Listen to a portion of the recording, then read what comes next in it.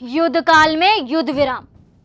जरा रुकिए, सोचिए और फिर पूछिए खुद से, क्या अधमरे सांप को छोड़ देना ही करुणा है या फिर इसे मूर्खता कहे। नमस्कार, आप देख रहे हैं सुदर्शन डिजिटल और मैं हूं आपके साथ सोनम गुरु।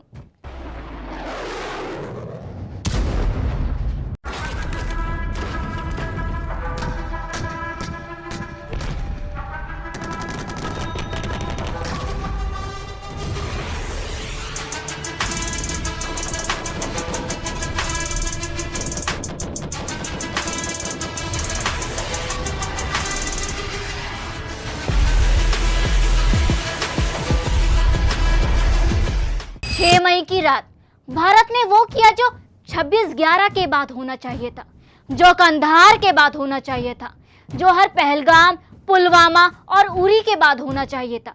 ऑपरेशन सिंदूर पाकिस्तान के आतंकी कैंपों पर ऐसा कहर बनकर टूटा कि मसूद अजहर के खानदान का नामो निशान मिट गया। आतंक के 9 अड्डे चकनाचूर हो गए।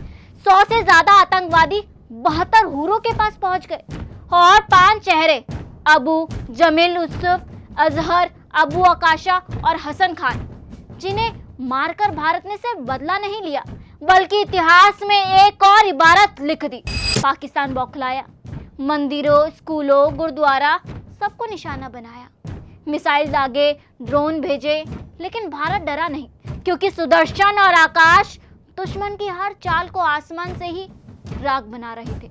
और फिर आया वो पल जब पाकिस्तान ने अपना नाटक शुरू कर दिया। दुनिया को दिखाने लगा कि भारत ने उनके आम नागरिकों पर हमला किया। जब लगा कि भारत अब रुकने वाला नहीं है तो यूएन के पास जाकर घड़ियालू आंसू रोने लगा।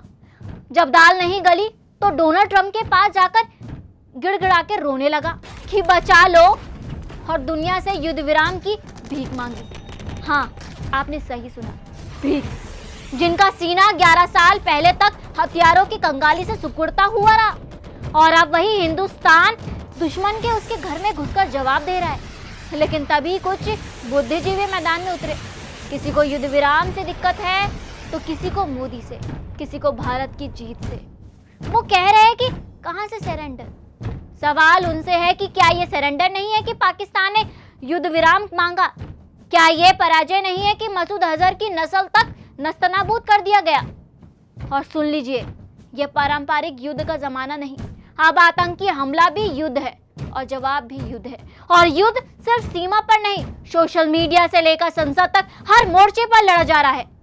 पाकिस्तान का झूठ उजागर है, उसकी हरकत नंगा नाच है, और भारत की ताकत अब शब्दों से नहीं, सटीक वार से बोलती है। याद रखिए, जब तक सुअर जिंदा है, धैर्य ही सबसे बड़ा अस्त्र है, और जब समय आएगा वो भी नहीं छोड़ा जाएगा।